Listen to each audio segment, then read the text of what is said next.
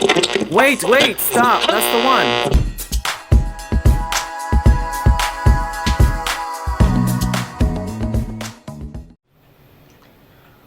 Welcome to ZEN TENN Speaks, a show where I make new friends and reconnect with old ones.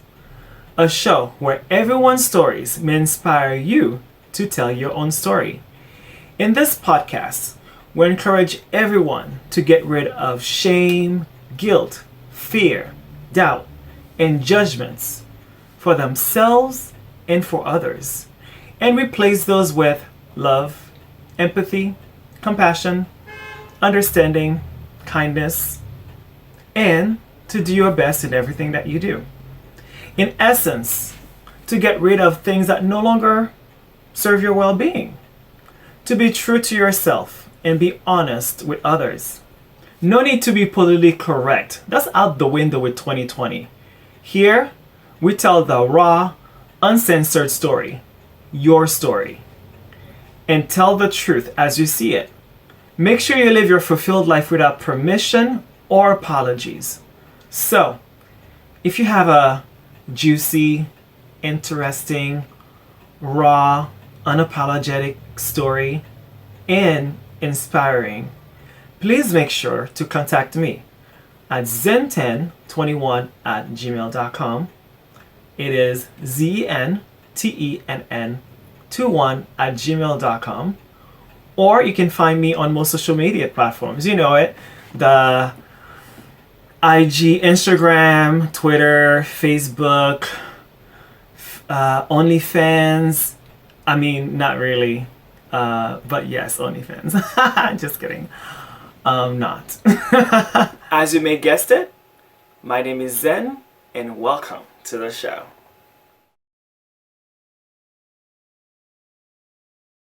And I do have walls, and I keep people not necessarily out. It's just like there needs to be, like a better word, worthy.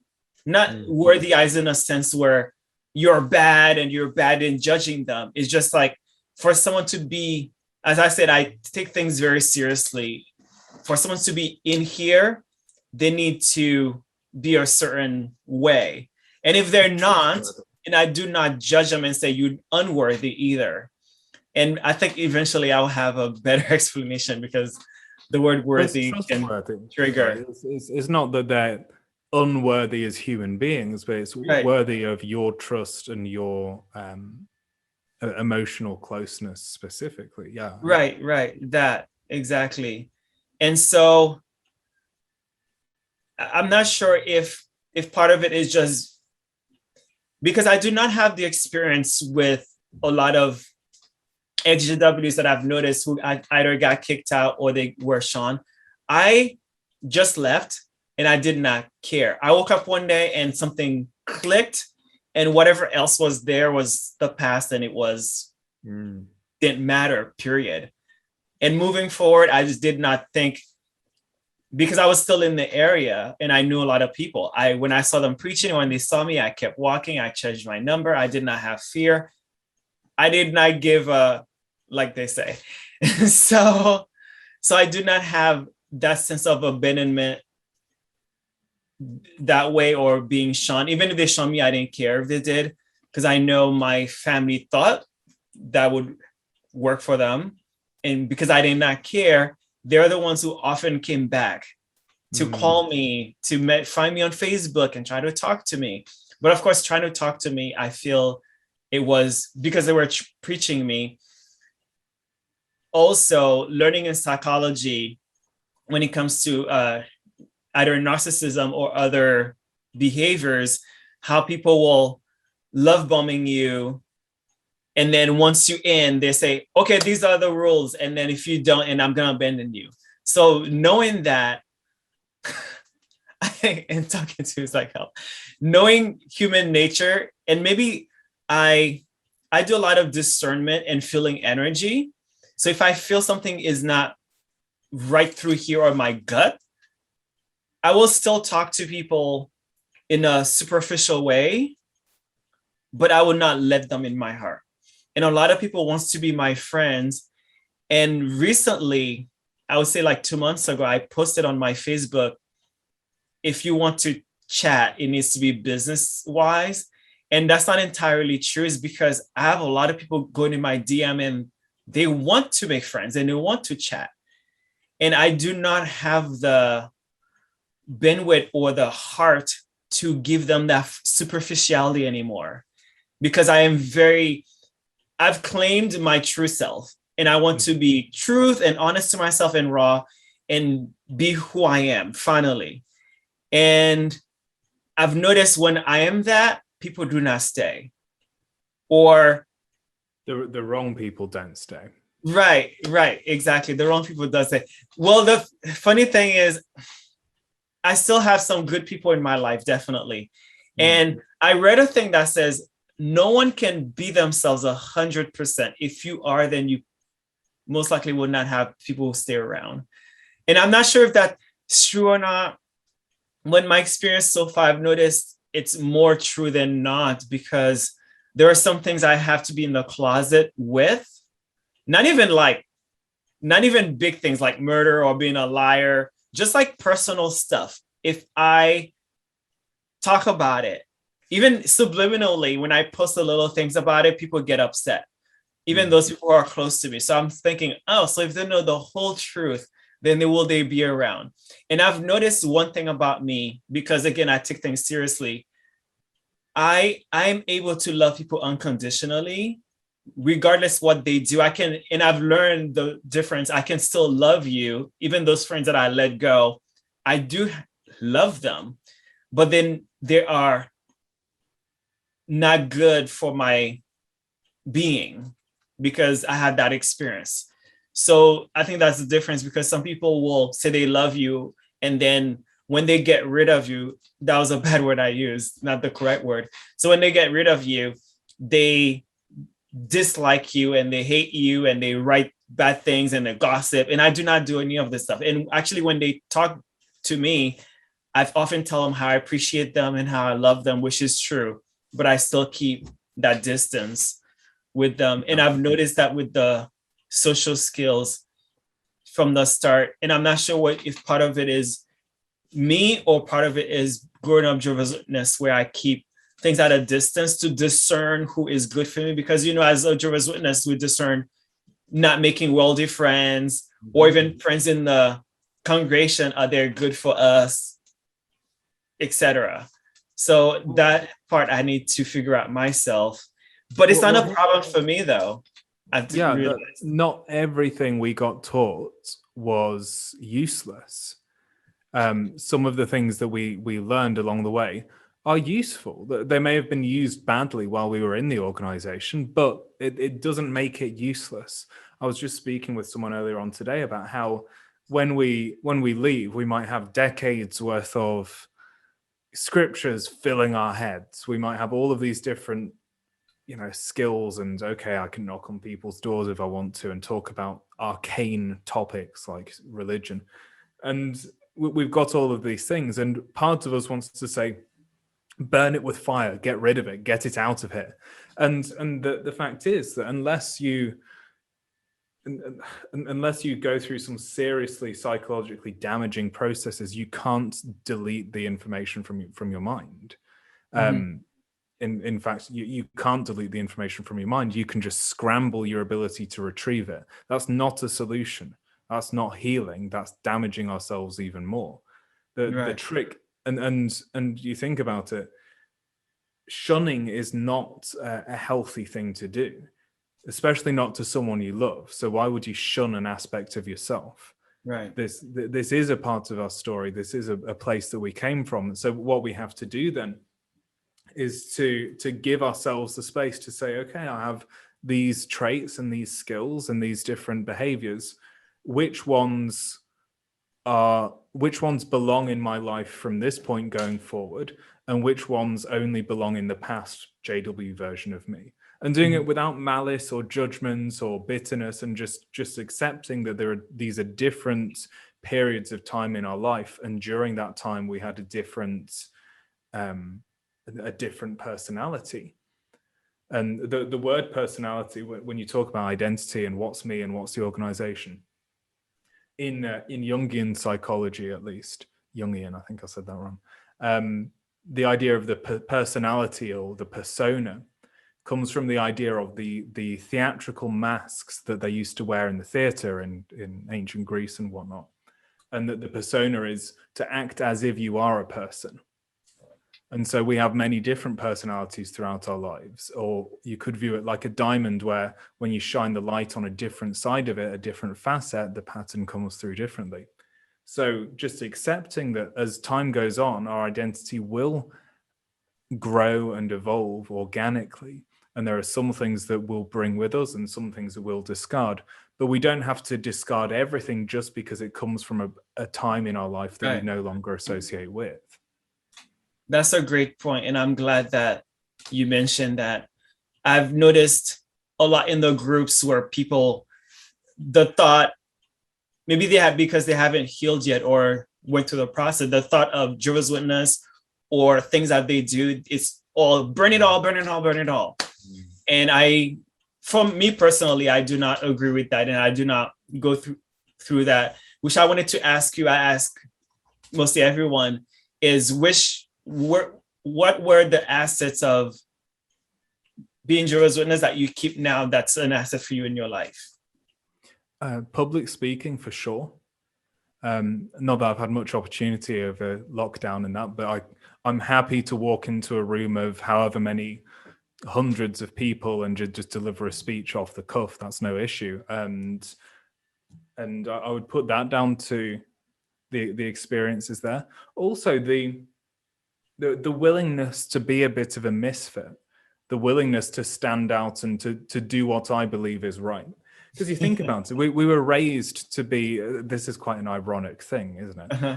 We were raised to stand by our beliefs all the way up to the point of execution. If we're going to be thrown into a concentration camp and then threatened with death, we will stay true to what we believe to be right. And we had that conditioned into us. Mm-hmm. And that's kind of screwy and the way it was taught, and growing up watching The Sound of Music and your parents saying, hey, that scene at the end where the Nazis are chasing the Von Trapp family, yeah, that might happen to us one day. It's not a great way to grow up feeling safe. But in terms of extracting the good, many of us, and in my case certainly, I grew up comfortable with the idea that the whole world might be against me, but as long as I stay true to what I believe, then I'll come through okay. Yeah. And even so now my beliefs have been upgraded, and I've seen the organization now as more of a training wheels than the real thing. And but the inner strength to say, no, I'm going to do what I feel is right. Well, that's what's empowering me to do this activism work. Because I look and I know that this paints a target on my back. I know that certain family members and perhaps friends who would have spoken to me, now they won't have anything to do with me. And it's that the strength to say, well, I'm going to do what I believe to be right, and you can think what you like, but that's on you. That's a skill, ironically, that I learned in the Witnesses, that's now helping me to support people in leaving it. Definitely, 100% same here. And ironically, when I was talking to my parents, and in the beginning, the elders wanted to talk, etc., I was using all the skills they gave me for my well-being. And this is why other people's Jehovah's Witnesses stories that are very hard to read and hard for them, I cannot relate. And I guess we all process things differently. As a quote or meme says, life is just is, and how you process it is basically your own way. Like everyone processes differently. And I have siblings who process that differently for them. And for them, they got kicked out the house and they got kicked out of the religion. So I do understand maybe they have a big trauma, but I do not have religious trauma. And I'm very grateful for that. And because I don't know, I cannot feel how that's like. I do have other traumas, but not religious trauma.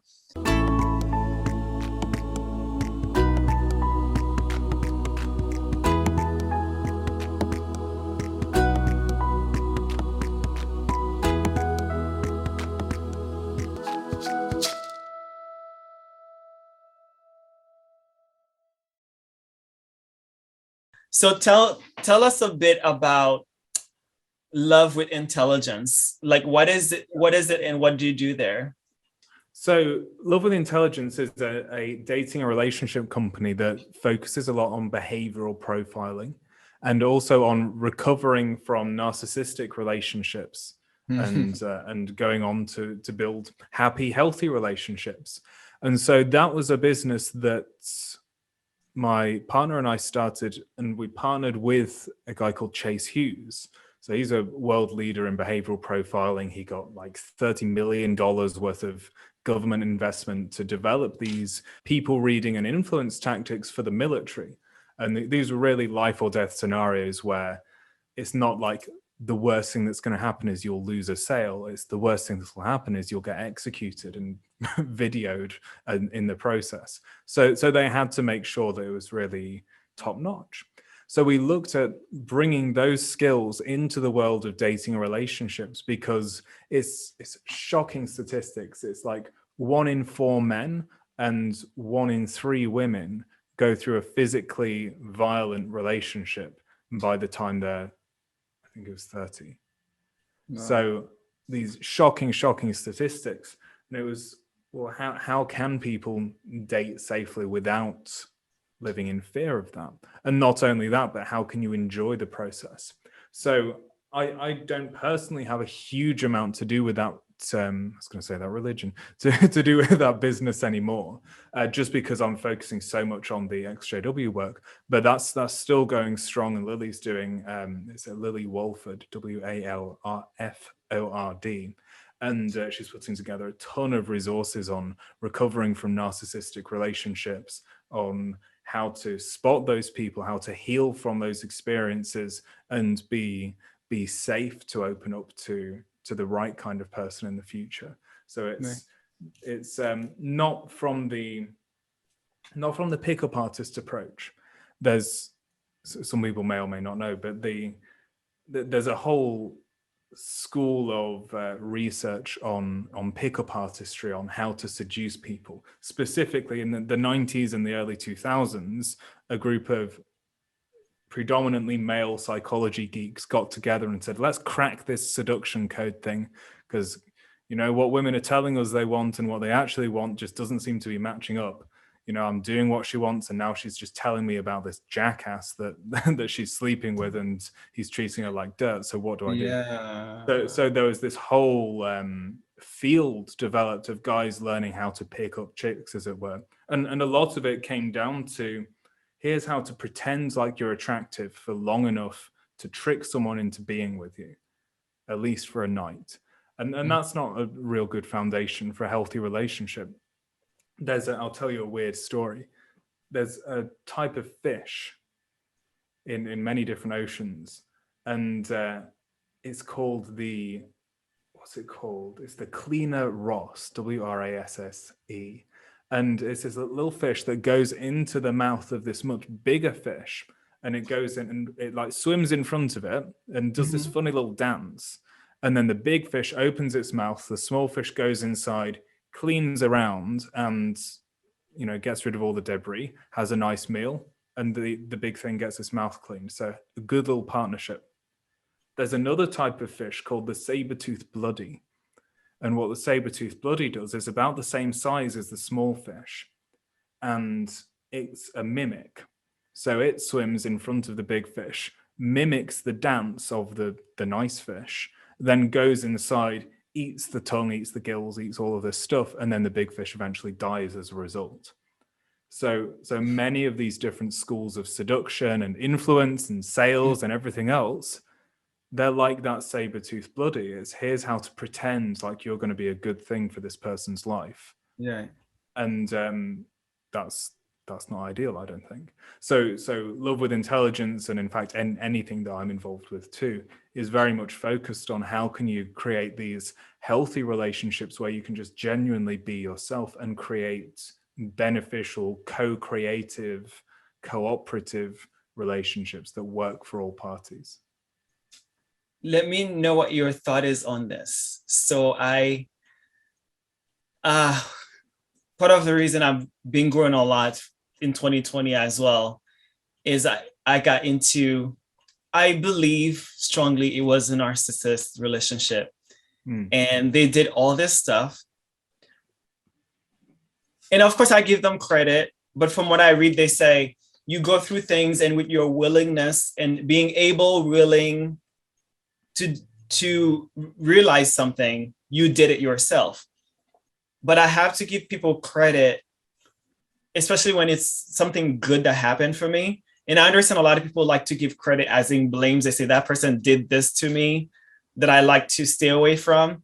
But if that person did this to me in a good way, I still give them credit, even when they say you did it yourself and it's not them. So I was in a relationship that was narcissist, and the saber-toothed fish kind of situation. And I love him more because of it. And because I'm very grateful for that experience and what I've was able to see about myself and see about who I attract, and let's stay in my house, that too, in my life. And I'm a person that I go through life. I don't say woe me or life happened to me. I say life happened for me, and people go in my life as, in a way, as a servant to help me in my growth. And what happened in that relationship, or what he did to me, was very painful. And I was depressed for a whole year. And that's another topic. I believe that depression or stress is like you make it at yourself. And at least in my situation, that was the case, because I decided to stay depressed because it was bad, but it was this drug, dopamine thing. It felt good to feel bad in the rut, but then I knew I needed to get out of it. And I never been addicted to any drug beside sugar, but it felt like so much better. Yeah, and so I discovered that I had the abandonment issue, which was a big revelation for me, and how I deal with that. And I discovered why I keep people at arm's length, and why I build walls. And when I let people in, I let in not necessarily the bad boys, because I can see with the red flags and how people behave with their nonverbals. But I don't think I ever been in a relationship with a narcissist before. And I was very confused. And then until I learned about it, and another thing that I'm very proud of myself that happened is I never guilt them, I never shame them, and I never judge them. And because I know they have abandonment issues of they have to reject me first kind of a thing, I make sure that I never rejected them. And that's part of the codependency too, to basically taking care of them. But when I did that, it felt good. It did not feel with my friends or a stranger, like in a bad, or I'm having the short end of the stick. And that time, I was really able to apply empathy, which I think is challenging. I don't like to call things hard, but I think having empathy could be hard. At least it was for me. I had to apply empathy, compassion, and kindness, and basically have unconditional love, saying, hey, I love you, and I know you're going through all this stuff, and we're honest with each other, and he was going through all this stuff, and I saw it and I knew it. And I've gone through my own things that came up through a relationship. And in my age now, I'm not saying it would never happen, but I'm grateful it did happen through this person. So because of that, because I was able to, was ready and willing, I don't see him as as a bad person. I believe that we all servants of each other, and everyone have a purpose in our lives. When the quote when they say a season of forever, etc. So he was passing through my life, and he was able to be a use for me to get whatever I needed to get. So I love him for it, and I'm very grateful for it, although it was painful. And as I say, growing pains and growth is painful. So I wanted to get your thoughts about that, because as you mentioned with the love, get the right name, love with intelligence and narcissism. And it's very interesting because I talk to my friends who've gone through relationship where they get beat up or manipulated, terrible, terrible, terrible. And this relationship that I had was quick and short. And I think because I don't have too much other traumas that keeps me staying, because I was able to also have boundaries. And I think that's why it did not last that long. And I tell my friends how I'm grateful and I'm happy for the growth. They get upset for me and they say, no, this is not right. And I went through this, and they're still battling for years afterwards, and they still think that person was bad. But my reaction toward it was different. So I feel all like, am I confused or what? What do you think? Well, the difference is, if you were saying, oh, hey, they treated me badly, but it was my fault and I deserved it, and this and that would be unhealthy. I love the expression that if you dip your glasses in crap, even the roses will look brown. Perspective makes a huge difference. You're looking at things and looking at life through a very positive lens. And the questions that you're asking internally is, how is this situation for my benefit? What can I get from this? What can I learn from this? Not in a using kind of way or a manipulative way, but in a just genuine curiosity and seeing, well, how can I make this a positive? And so because of that, then you're able to look at those things and see, well, here's a big pile of like muck, but there's the gold gem in it. So I'll get that. You don't get gold gems, like the gold nugget, I should say. There's a gold nugget. I'll take that gold nugget out and I'll just kind of leave that big pile of muck over there. And thank you very much. So yeah, I'd say that's a positive mindset to be in, I think. And I think where people sometimes struggle is that if they are deeply traumatized, or if they're hurting from many unresolved things from the past, then if they try and force themselves to be positive before they're ready, then what that becomes is like having a crack in a wall and then wallpapering over it and saying, look, see, the wall's just fine. You can't see a crack, can you? Look, lovely wallpaper. It's not going to work. So sometimes, yes, we need to go on a healing journey to reach that point of forgiveness and to reach that point of peace, and then even being grateful. So it's a perfectly fine point to be at. But also, if someone's not ready to just teleport there straight away, then there may be things that they need to work through. And people don't like the idea.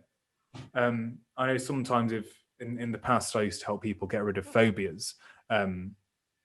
It's really simple, truth be told. But so someone can come, they've had a phobia of spiders for their entire lives, and we can get rid of that quite quickly.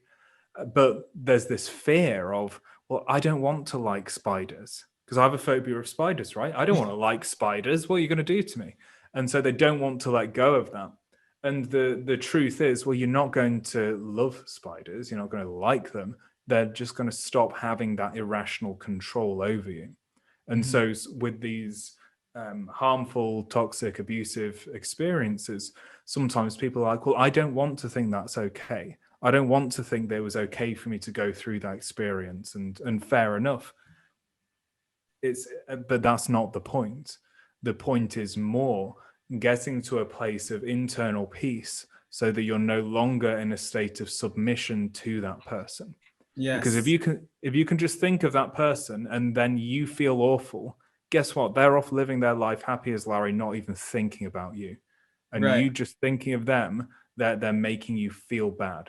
And in feeling bad, that's not just a thought, that's biochemically changing you for the worse. And so you're living in a state of submission to someone who is not worthy of that submission. And that's why healing and letting go and forgiveness is important. Right. That's great. So how can someone listening to this find you and get the help they need? Yeah, the best place to find me will be religionrehab.co.uk. Also on Facebook, I'm very active. The full name is Jonam Tullio, Tullio Ross. And I've got a Facebook group as well, the Religion Rehab Facebook group. And that's where we dive a little deeper into these areas of psychology and how we went through these various experiences and specifically how we can heal from them as well. So those are the best places to catch me, or send me an email at jonam@religionrehab.co.uk as well. Definitely. And watching your videos that you post on Facebook is amazing stuff. And I love watching them. I have a Mormon group that I even post that in the Mormon groups and people love it. Oh, thank you. Because as you mentioned, anyone can use it. It's not exclusively to Jehovah's Witnesses, because if you come from a high control group, or I think even if you weren't religious, because it's a human relation kind of a thing, and you could possibly apply it. Funny thing is, I love reading, especially audio, and I still listen to, I don't remember their names off the top of my head right now. I listen to high profile religious people, the ones who are inspirational people. They talk about God, but they're not preaching. They're just inspiration, saying, you can do it, you can do it. Huh? Like Sadhguru and people like that. Right. And so, and I just apply it, just like being an Jehovah's Witness, and still have principles that I still apply in my life right now, things that work in my life. And the rest that do not, I just don't apply it. And so I love watching these people, and I just let the religion stay there and whatever helps for me. And listening to your podcast as well, I've noticed it's like the same, but I feel like your Facebook is more personal, and the podcast, as you interviewing people, is also at least good for me, whoever else can listen. It's you interviewing someone else that has an expertise in something, and then basically unpacking the mind more, going more deeper, and seeing things in a bigger picture. And as for the Facebook, at least for me personally, it's talking to someone personal and understanding them and being in their heart and feeling them. So yeah, so when we started talking, and I definitely, after I saw your stuff, I was like, we have to talk, and more people have to know about you. And as I mentioned, I posted on my Mormon group, which I started last year because I had a lot of Mormons reaching out to me on Facebook because they couldn't go door to door. Right. And so, and everything happened last year, 2020.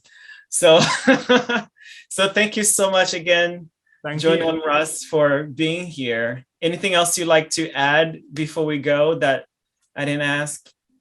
There's something that would be potentially useful to people.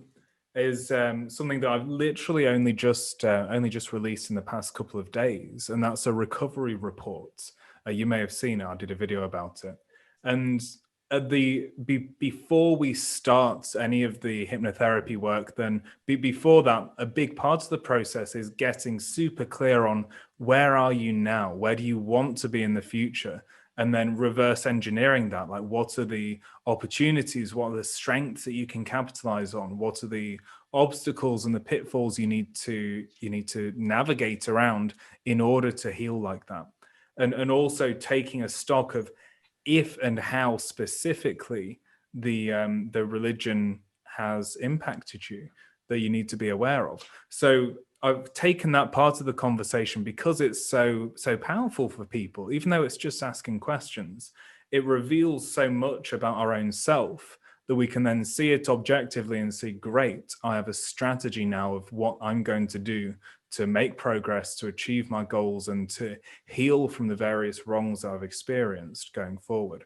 So I've taken that and turned it into a report, into an assessment, where you can just go through it and answer these questions, and then you straight away get sent this personalized report.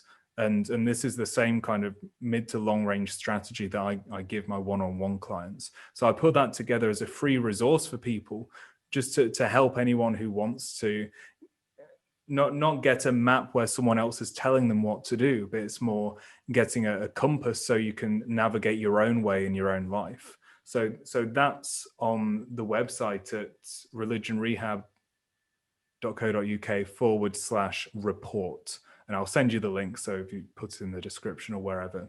As a free resource, it's just there, it's free, it's available, and it's ready for people to I hope get a lot of help out of. Yes, definitely. I saw it and I thought it was amazing. And that's a great thing. And so you heard it here today, everyone. So make sure to go to religionrehab.co.uk and reach out to Jonam Ross. Thank you again, Jonam, for being here. I appreciate you. All right, see you next time. Cheers.